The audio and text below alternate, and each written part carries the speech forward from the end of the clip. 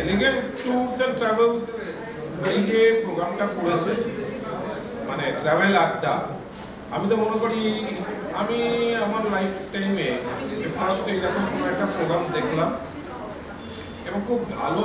এটা একটা good theme, এটা খুব ভালো চিন্তা, যেটাতে একটা আড্ডার মাধ্যমে আমরা অনেক কিছু জানতে পারলাম।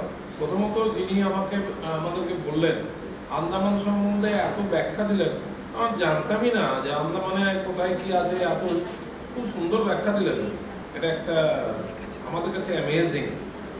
এরপরে মারমা থেরাপি, ম্যাডাম ভট্টাচার্য এত সুন্দর ব্যাখ্যা করলেন, শুধু ব্যাখ্যাও করলেন না, উনি প্র্যাকটিক্যালি অ্যাপ্লাইও করলেন আমাদের কয়েকজনের ওপর, যে তার এফেক্ট বোঝার জন্য।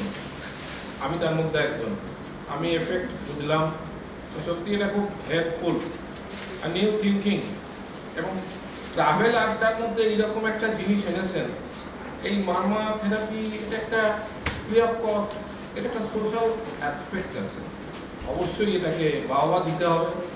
আর এলিগেন্ট তো এলিগেন্টই আছে, এলিগেন্টের শব্দের মানেটাই এলিগেন্ট নিজে। আর কিছু হলে ভালো হতো, আর কিছু হলে ভালো হতো মানে আমার আগের মধ্যে একজন বললেন যে একটু কালচারাল কিছু প্রোগ্রাম হলে ভালো হতো, আমি ওনার সঙ্গে সহমত।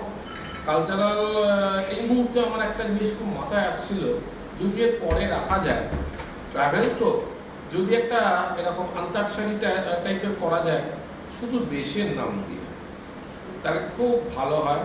সবাই পার্টিসিপেট করবে, একটু সবাই জানার চেষ্টা করবে কোথায় কোথায় কি আছে, কোন কোন দেশ আছে, সেগুলো জানার চেষ্টা করবে। তো আমার মনে হয় তাতে খুব ভালো হবে, সবাই খুব উৎসাহ নিয়ে যোগদান করবে। ভবিষ্যতে এলিগেন্ট ট্যুরসকে রেকমেন্ড করবেন কোথাও? অবশ্যই, এটা একটা বলার কোনো ব্যাপারই না।